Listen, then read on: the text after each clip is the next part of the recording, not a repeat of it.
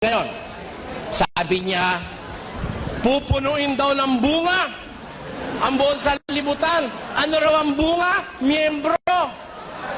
Miyembro raw yung bunga. At gayoy, magiging akin kayong mga alagad. So, miyembro. Pupunuin ang bunga, magiging alagad. At gayoy, magiging akin kayong mga alagad. So, miyembro. Pupunuin ang bunga, magiging alagad. Ano raw ang bunga? Miyembro. Miyembro raw yung bunga. Tingnan mo kung mag-interpretasyon mali. Babasa ako. Tingnan natin kung ano yung bunga.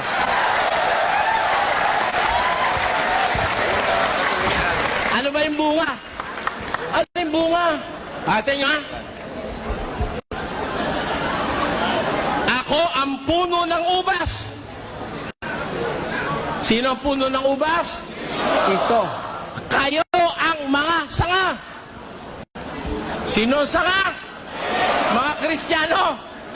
Ang nananatili sa akin at ako'y sa kanya ay siyang magbubunga ng marami. Ano yung bunga? Ano yung bunga? Tuloy. Sapagkat kung kayo hiwalay sa akin, wala kayong magagawa. Ano ang bunga? Gawa. Hindi miyembro. Hindi. Gawa. Amen. Anong katunayan? Anong katunayan na mali interpretasyon niya? Pakinggan nyo. Mali talaga. Kahit saan mo halapin, mali. Eto, babasa ko. Mateo, sabi ni Kristo ito, si Kristo may sabi, ang ating Panginoon su Kristo. Ano sabi niya?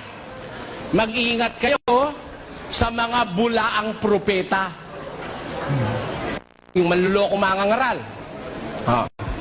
Na nagsisilapit sa inyo na may damit tupa. Datapot sa loob ay mga lobong ganid na maninila.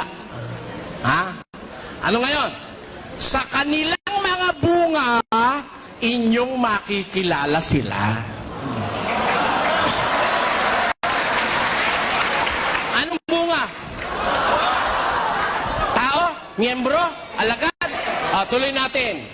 Hindi maaari na ang mabuting punong kahoy magbunga ng masama. Hindi pala pwede yung mabuti magbunga ng masama. Pag punong kahoy mabuti, hindi pwede magbunga masama.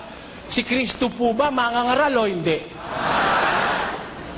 Kung ang miyembro bunga, bakit meron siyang bungang Judas? Did you get the point? Amen. Sabi ni Kristo, hindi pwede. Pag ang masama ang mangangaral, magbunga ng mabuti. Hindi naman pwede yung mabuting mangangaral, magbunga ng masama. Tanong ko sa inyo, ikaw ba ngayon, kung ang bunga, miyembro, lahat ba ng bunga ng Katoliko, mabuti?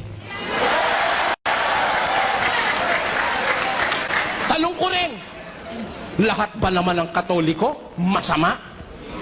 Hindi. Maraming mababait na Katoliko. Ano ibig kong sabihin? Hindi nga yun ang bunga. Hindi ang bunga yun. Ang bunga, yung gawa. Anong katunayan ayon sa Diyos na ang bunga yung gawa? Basa. 17 ni Jeremias. Salamat po. Jeremias 17. Ganito ating mababasa. Ang puso ay magdaraya ng higit kaysa lahat ng bagay at totoong masama. Sinong makakaalam? Akong Panginoon ay sumisiyasat ng pag-iisip. Aking tinatarok ang mga puso upang magbigay sa bawat tao ayon sa kani-kanyang lakad, ayon sa bunga ng kanyang gawain. Ano ang bunga? Ang gawain. Ang dapat nating makiyaya. At katunayan, dito sa Bibliang Katoliko, sa 7:16, makikilala ninyo sila sa kanilang mga gawa. Pinalitan yung bunga, pinalit ng gawa. Diniretso na rito sa Bibliang Katoliko. Palagay ko, hindi nagbabasa ito ng Bibliang Katoliko. Biro mo, ang bunga yung gawa, sabi miyembro raw, at pupunuin daw. Tanong ko, puno na ba ng Katoliko ang mundo? Sa Arabia lang, walang kapila kayo ron ano? O, bawal ka ron magkatoliko ka sa Arabia, di ba? O, maraming Muslim countries, wala naman kayo eh. Ang katunayan, ang Muslim ngayon claim a membership of 1.2 billion. Whereas, sa Katoliko, more than 700 million lang. Mas marami sa inyo Muslim. Kaya kung paramihan, mas totoong Muslim kesa sa inyo. Kung paramihan. In fairness kay Mr. Villas, hindi naman paramihan niyang relihiyon. Ang marami, yun ang maliligaw. Sabi. Pakinggan nyo, babasahin ko. At magsisilitaw ang maraming mga bulaang Kristo at bulaang propeta at magpapakita ng mga dakilang tanda at kababalaghan. Hindi ako kasali rito dahil wala akong himala.